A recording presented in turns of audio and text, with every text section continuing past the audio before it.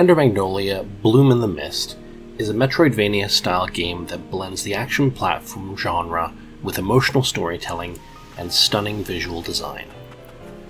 A sequel to Ender Lilies, Ender Magnolia continues to deliver what its predecessor offered, immersion in a world that feels both familiar yet otherworldly.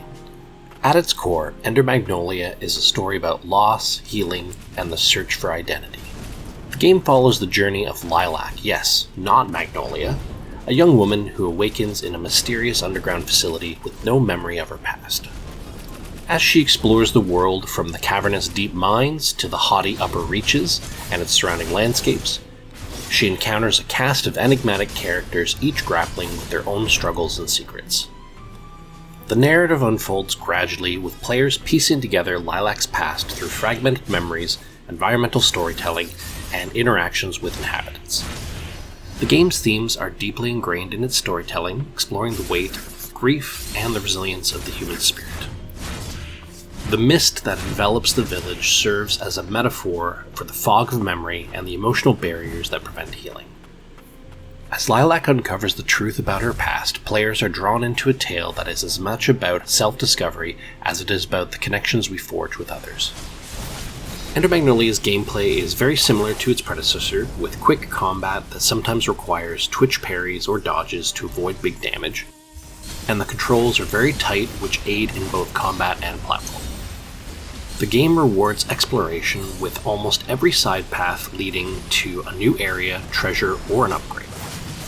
This really drives the urge to find everything, checking every wall and corner to find hidden paths, looking for that next ability upgrade or piece of equipment. The gearing and ability system is fairly simple, but provides enough variety to give options in the types of builds you want to use.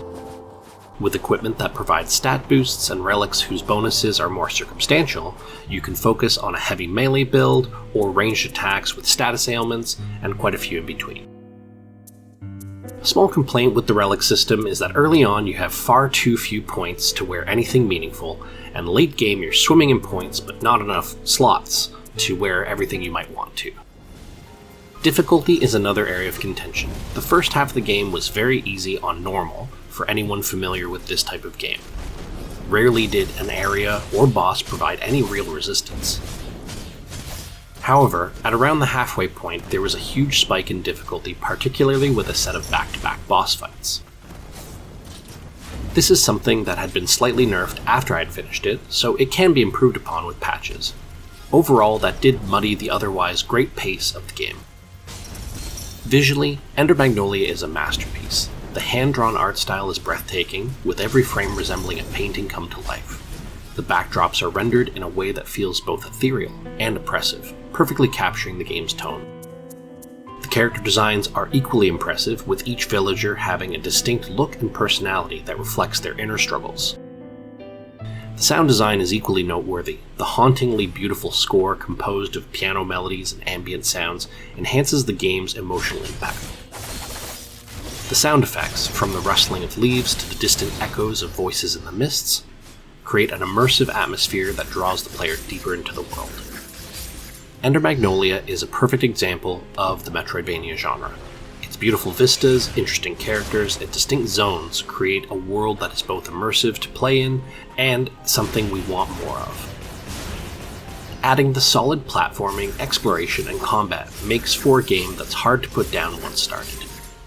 Aside from some minute and frankly personal qualms, Ender Magnolia is a magnificent game, and gets a 9 out of 10.